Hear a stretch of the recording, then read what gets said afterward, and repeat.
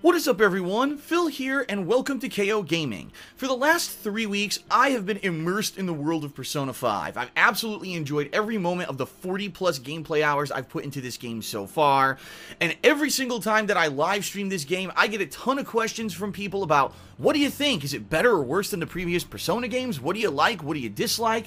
And being that I'm now about a third into the game, yes, it's actually that long of a JRPG, I felt that this was a good time for me to make a kind of impressions / review in progress video to let you know exactly what I think about this game, what I like, what I dislike, and comparing it to previous Persona games that I've played at this point in my playthrough. Now, sadly, I can't continue playing the game at this point because Atlus, the publisher, has put in place some really strict requirements for live streamers and Let's Players, stating they cannot go past a certain date in-game or else they have the chance of being DMCA stricken on YouTube and having copyright strikes put against them, or even having their streaming capability suspended on Twitch due to their wishes. I don't understand it. I'm going to talk a little bit more about that later on in this video, but what I want to do is make this video now, as I've now finally hit that in-game date and played as far as I possibly can for a public playthrough, and I want to give you my impressions before months pass, and next thing you know, this game is old news and no one really cares anymore. So let's talk a little bit about Persona 5, and then I'll give you my opinions on this whole Atlus debacle.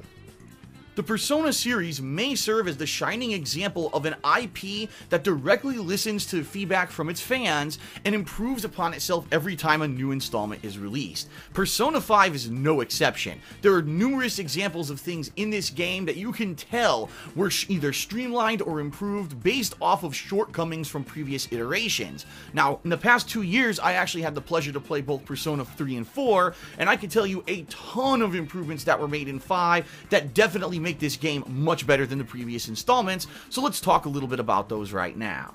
Number 1, the graphics. They're great. Persona 5, the first time in the series, I actually feel like I'm playing an interactive HD anime. The characters, even the little graphics that talk as you have dialogue during the game, all look high quality, pure 1080p visuals, and they look gorgeous. I am very pleased with the visual quality of this game. I can't complain at all. I actually think it does look like an actual animation. The gameplay, in many ways, has been streamlined. First of all, the addition of fast travel between locations makes the game so much better. Once you go to a certain area in your little city of Japan, you can actually go around and fast travel to and from these areas once they've been unlocked, rather than having to go between, say, a different menu option here or there. And that was one of the main problems with the previous Persona games, is there was a lot of dead time when you had to travel in days between one point or another, and it kind of added to a little bit of boredom and or repetition. Here, since you can fast travel directly to where you want to go for a social link or to maybe raise a stat, it saves time and it makes sense. Combat has been streamlined and refined. My goodness, how has it been? First of all, you can actually, once you learn the weakness of an enemy, auto-select that weakness. So if you forgot what the weakness was of a certain enemy type, now you can just automatically use that ability that your character or persona has to do it right away, rather than have to fumble through menus. There's just so many different things that make combat more streamlined and more fun. Different team-up attacks, different follow-up attacks. Now you have the ability, once you stun an opponent or use their weakness so that they're downed on the ground, to either hold them up for money in case you need more money for whatever you might need it for in the game. You can ask them for a useful item, or you could choose to try to recruit that persona, which then leads to a new dialogue tree where you have to answer questions based on the personality type of that particular persona. If you answer them right, you can recruit them and they'll join your party. If not, well, then the battle's just going to continue. A really awesome thing that I thought was a great addition, and I definitely enjoy it, although I will admit one frustration about this new system is that it's not always apparent what dialogue option you should be using, and a lot of times if it seems like you're supposed to be more positive or jovial or joking, some of the options for their dialogue don't even seem to be of that type. So maybe it's lost in translation between Japanese and English in a lot of these cases, I'm not sure, but it's not always apparent what you're supposed to pick, which can lead to a little bit of frustration. But for the most part, the combat is greatly refined, more streamlined. Hell, even the results screen at the end of a fight looks so stylized and interesting. I mean, it just is outstanding how much they've improved upon this formula. The dungeon crawling in Persona 5 has also been drastically improved, because instead of going through endless repetitive hallways that all kind of look the same like previous games, now you get unique dungeons that are actually catered to the personality of the person who's the boss at the end. There's puzzles now added to them that was never really a factor in previous Persona games. It feels a lot more like a traditional JRPG than rather the grindy combat endless gauntlets of enemies did in previous Persona games. But if you like that feeling and you want to do kind of an endless kind of repetitive dungeon, because that was a staple of the Persona franchise up to now, there's a whole new section of the game called Mementos, where you can drive around in a vehicle and attack endless waves of kind of repetitive enemies. This is a great place not only for experience building, but also for fundraising, for getting items for your party as well, like weapons and armor. But in addition to that, to catch up on Personas that maybe you didn't catch when you were actually in the main dungeons, this is a great opportunity to go through a second time and kind of catch those Personas you missed out on. I love the ability to not only play in a more modernized dungeon that's more stylized and unique, but also to go back to the traditional dungeons. This is just doubly good. I can't believe that they did fan service basically for longtime fans, but also if you just want to completely skip Mementos and do the more unique dungeons, you could do that too. So it even caters to more modern audiences. Thumbs up on both fronts there. Outside of dungeon crawling and combat, another staple of the game is the Velvet Room and all of its Persona fusion systems and its registries and summoning of Personas.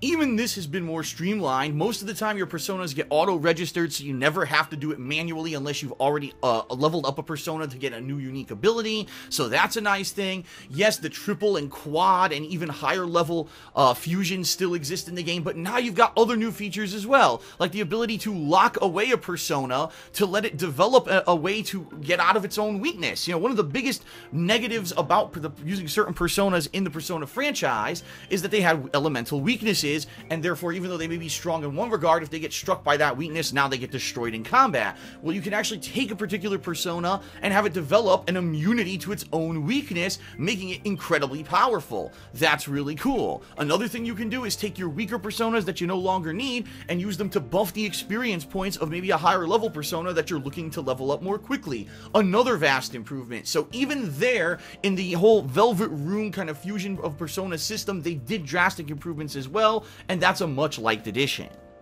Outside of the combat, dungeon crawling, and fusions of Personas, one of the mainstays and main focuses of the Persona franchise has always been the story, the cast of characters, and the things that you do during your free time between combat and all those critical story developments. So let's talk a little bit about that. First of all, there's been 5 main party members and a few periphery characters involved in the plotline of Persona 5 up to the point that I've gotten to. They're all unique, they're different, they have their own personalities. The American/English voice acting is great, and I really enjoy it because it seems like it is kind of like an interactive anime where you've got a cool cast of characters that you kind of feel an affinity to. There's a few that I obviously like more than others because of my own personal taste, but the bottom line is that they're fun and they feel real and they feel organic, and it's not like a forced deal where you have a generic party of people who you don't really care about and you're just kind of thrown into. Here it's a lot different, especially due to the great writing and the backstories of the characters that get fleshed out during the course of the game. There's also tons of side content to do in the game, a lot of things that you'll see returning from other Personas, such as eating at certain places, studying at certain places, taking on different challenges throughout the city that will allow you to up your stats, things such as guts or knowledge or charm that will allow you to then have further relationships with either your team members or other people who you find throughout the city. Speaking of other people, let's talk about the social links system, which in this game has now been changed up to be called the Confidants system. Yes, you will find people throughout Japan that want to help you in various different ways. Fortune tellers, investigative reporters, politicians or wannabe politicians, all kinds of people who you'll just encounter randomly throughout the city, and after talking with them a little bit and maybe doing a little bit of side missions, you get an affinity with them and raise your friendship level. Now, by doing this, not only do you aid in your Persona fusion efforts by adding extra experience point boost levels when you fuse Personas in the Velvet Room, but you also have these cool abilities that unlock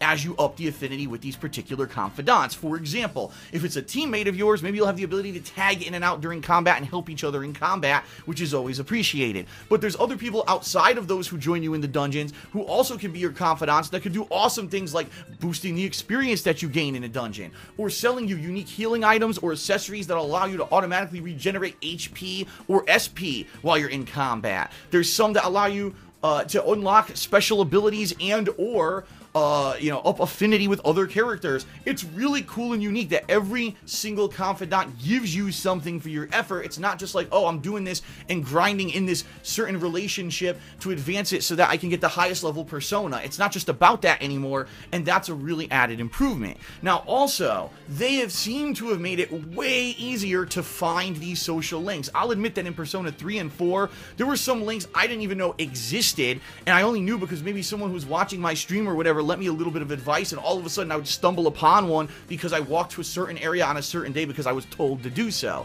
In Persona 5, it's pretty much organic. You're going to run into these people variously throughout the city. As long as you see someone with like a word bubble above their head and you talk to them, generally it's going to end up being something useful. And I also found that it doesn't seem to be super difficult to figure out when you're going to level up a relationship because, again, because of that new fast travel system, it actually has in that menu the ability to tell you who you can interact with at a certain time when you have free time, and it also tells you if you're gonna level up, so you can make an informed decision on, gee, should I spend time with the doctor, or should I spend time with this teammate, because who's gonna level up first, and maybe I want that to level up before I hit the next dungeon. It's really well improved. You can tell they put so much effort and probably listened to so much feedback of the fans over the years loving these games and saying, man, if this thing was just tweaked a little bit here or a little bit there, it would be better, and it's much appreciated. Now, I would be remiss and actually doing a disservice if I did not mention the outstanding soundtrack so far of Persona 5. By far, of all the Personas I've played, even though I loved the soundtracks of the previous games, this one is my favorite. There are so many rockin' tunes that I start dancing on camera half the time when I'm playing this game because some of the music is just so good and it gets you so pumped up. You know, when you're going towards a boss and you get this really rockin' tune to get you in the mood for a big epic boss fight, it really pumps you up and gets your adrenaline flowing and gets you excited, more so than, say, a game that just plays generic dungeon music and you're like, meh. Persona really goes the extra mile to put in a soundtrack that's going to get you into the game, and it's very much appreciated. I'm actually considering purchasing the soundtrack of Persona 5 outside of the game, even though it is selling for $30 currently.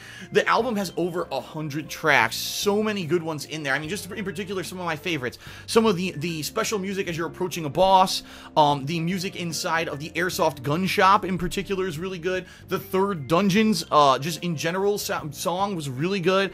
And I'm sure there's tons more, but those are just the ones that come to my head. The general battle theme is really good. I haven't, after 40 hours, I'm not tired of it or anything like that. I strongly recommend the soundtrack of this game. It's absolutely outstanding.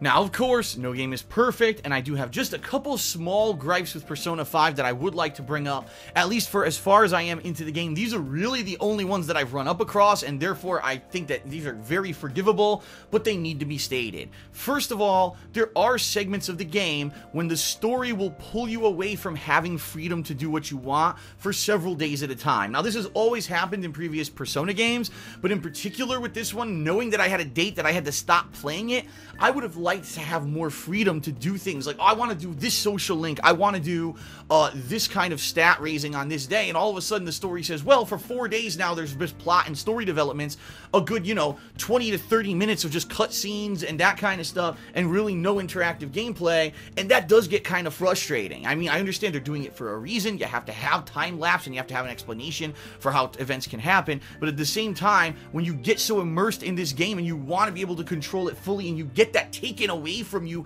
at long spans at a time, it can be pretty frustrating. Number two, the combat of the game still relies heavily on random number generation and just plain good or bad luck. Let me explain. Sometimes you'll be in a dungeon and you'll just absolutely steamroll through it. You will actually whoop every enemy's ass, no problem whatsoever. Doesn't seem to be any kind of an issue. Then you'll go back and fight the same exact enemy, and all of a sudden this enemy will use the weakness of one of your party members on him immediately, do it again, kill that party member, then you go to try to, maybe heal, and next thing you know, he does a area of attack effect that attacks your whole party, and next thing you know, you're completely wiped out. It's funny because I was steamrolling through the third dungeon, and then all of a sudden, when I started reaching the home stretch, I started getting wiped completely because of bad luck in the random number generation of how this game chooses what attacks your enemies are going to do. Now listen, this is a mainstay of a lot of JRPGs. They all kind of do it this way, especially the traditional turn-based ones. It's just randomly bad luck sometimes if the enemy just happens to do that one perfect combination that's going to completely dominate you and kill you. But it's still frustrating, especially if you've been doing really well and maybe you were really looking for that save room that was going to allow you to save your game before you continue on, and you're right there, and the next thing you know, wham, you get wiped right before the door, and you're like, you gotta be kidding me, now I gotta replay like 20 minutes of gameplay to get back there. It could definitely be really frustrating. I am playing this game on normal difficulty, and I guess I should call out the fact that on previous Persona games, because I really didn't have a lot of experience with the franchise, I did play them on easy. So, you know, maybe it always has been this difficult and I just don't know it, but for me, it did seem a little bit annoying that every once in a while you get that lucky hit or bad luck, and boom, now you gotta replay a bunch of gameplay. But hey, I think that comes with the turf when it comes with traditional style JRPGs. And honestly, that's really where the negatives kind of end for me with this game. Unlike a lot of other games where it's easy for me to kind of pick out and analyze the shortcomings, Persona 5 doesn't seem to have a lot of them, at least up to this point in the game that I've played. I just love it. I want to keep playing it. And even though I realize that it's hard to retain viewership for a game that you've played 40 hours into and it's a turn-based JRPG, I cannot wait to get back to it. All I can tell you right now, honestly, even only being a third into the game, that Persona 5 is a front runner for my picks for Game of the Year of 2017. And, you know, it's early. We still got 8 more months left in the year. But I'm going to stick to my guns and say, you know, even among the great games we played so far this year, Resident Evil 7, Nioh, Horizon Zero Dawn, Zelda Breath of the Wild, I have to say that Persona 5 ranks right amongst those, if not slightly above them right now, for what it is as a JRPG. I love this freaking game. It almost seems like it could be the perfect formula for success, because they not only listened to the feedback of their fans, but they made tweaks and upgrades and took their time developing the game. I haven't even run into a single game bug yet, which is awesome. I cannot wait to play more Persona 5. But it needs to be said that sadly what Atlus is doing right now, in my opinion, is not only disrespectful, it's just stupid. So, allow me to explain. Atlus came out right before the release of Persona 5 for Western audiences and said, listen, we don't want the story spoiled for this game, therefore, if you play past July 7th, the in-game date, because this game actually has date progressions, and every day different things are allowed to be done or whatever. But if you stream or record a Let's Play and release it past the in-game date of July 7th, that you're going to get DMCA takedown notices, copyright strikes against your YouTube channel, and or you'll be banned or suspended from streaming on Twitch TV. Now, some people didn't take this seriously and just kept playing, and guess what? Some people actually did get affected and were suspended or kicked off of Twitch for a couple days. A couple people had copyright strikes stricken against them. And the bottom line is, I can't chance that. You know, this is my livelihood. I can't have the ability to not be able to stream or upload videos and make money on them for days at a time. It takes 2 weeks to remove a copyright strike from a YouTube channel. So just to give you some idea, if Atlus were to take 3 particular videos and strike them all, I'd not be able to make any money on YouTube for 2 weeks. That's no good. So for me, I have to kind of be safe and play it by the book. But ultimately, the question is, why would Atlus be doing this? And you say, okay, well, maybe Atlus thinks, you know, this is a very narrative-based game, and if the whole story gets out there on the internet, or in the form of a Let's Play, that people won't buy the game and play it for themselves. To which I have to say, that would make sense if Persona 5 had a worldwide unified release, but it didn't. That's right, Persona 5 was released in Japan in late 2016. This game has been out for roughly 5 to 6 months in Japan already. Most Japanese people have already played it and beaten it, and already know the full plot. In fact, if you go to Wikipedia right now, you can read the entire plot of Persona 5. That wasn't stricken down by Atlus, so why would a Let's Play or a live stream of the game be stricken down? It doesn't make sense. In addition, yes, Atlus actually had just the same kind of very strict requirements against Japanese players who played the game when it was new, but after a month or two, they released those restrictions and allowed full playthroughs of the game. You can find full playthroughs of Persona 5 in Japanese on the internet right now. So why would they make it so that English-speaking audiences can't do a full Let's Play of the game?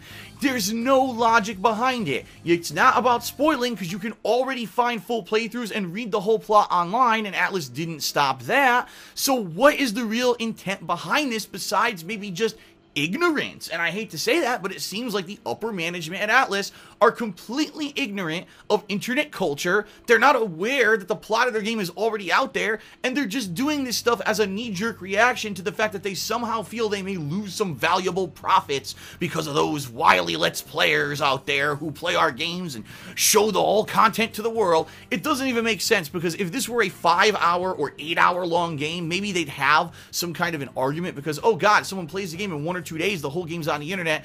This game is so long. I've played 40 hours and I'm only a third into it. So think about that. The game's over 100 hours long. How many people are even going to take the time to watch an entire 100+ hour playthrough to get the whole plot exposed?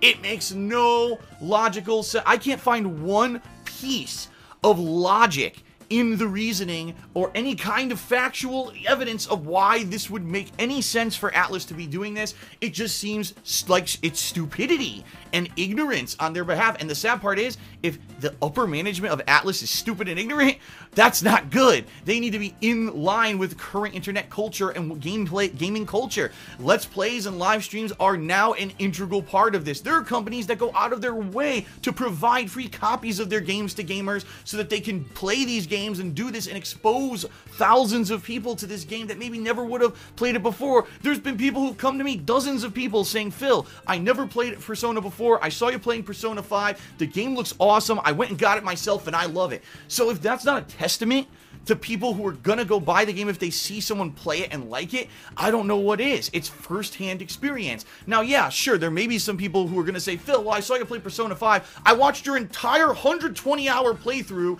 and now because I've seen the whole game, I don't have to buy it for myself. But the chances are, those people were gonna buy the game anyway. They were watching it because they had no intention of actually going to buy the game, so who cares if they watch a Let's Play of it?